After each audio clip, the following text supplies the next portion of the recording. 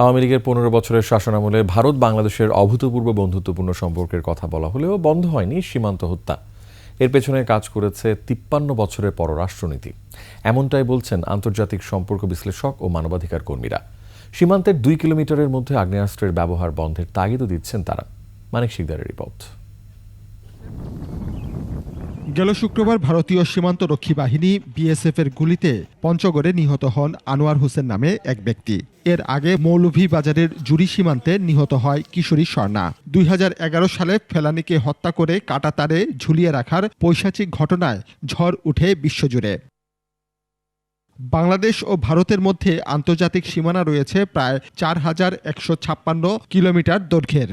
আর এই সীমান্ত জুড়ে বাংলাদেশি হত্যা যেন অতি সাধারণ ঘটনা। বিভিন্ন অজুহাতে ভারতের কোনো না কোনো জায়গায় আমরা দেখতে পাচ্ছি যে আমাদের বাংলাদেশের অনেকে মারা যাচ্ছে বা ধরে নিয়ে যাওয়া হচ্ছে বা তাদেরকে অত্যাচার করা হচ্ছে। কিন্তু আমি এখানে একটা বলতে চাই যে আমাদের পররাষ্ট্র নীতি তো অবশ্যই দায়ী।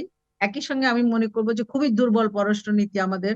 ২০০৯ থেকে ২০১৩ সালের মধ্যে বিএসএফ এর হত্যাকাণ্ডের শিকার হয়েছে ৫৯৭ জন বাংলাদেশি। এর মধ্যে অন্তত ৪০০ জন নিহত হয়েছে গুলিতে, বাকিরা প্রাণ হারিয়েছে নির্যাতনে।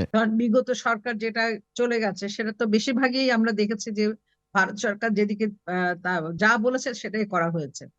সুতরাং এখানে আমাদের সেই বিষয়টা ছিল না। বরঞ্চ আমরা যদি আরেকটু আগে যাই, আমাদের যে বিডিআর এর যখন হত্যাকাণ্ড হয়নি তার আগে যদি যাই, তখন আমরা দেখেছি যে সীমান্ত কিন্তু অনেকখানি শক্তিশালী ছিল।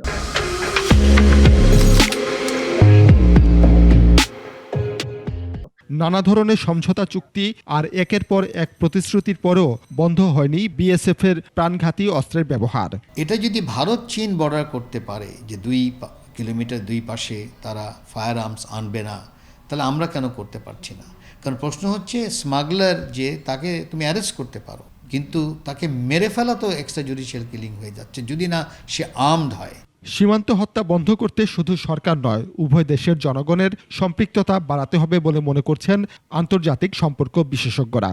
যেটা যেই কারণ আমরা বলছি, সরকারকে বলছি, আমরা ওই প্রোটেস্ট নোট দিচ্ছি, যখন মিটিং হয় তখন আমরা রেইজ করছি এবং ভারতও বলছে হ্যাঁ এটা করে ফেলা, কিন্তু সেই প্রেশারটা ফিল করছে না। মানিক শিকদার, ২১ টেলিভিশন, ঢাকা।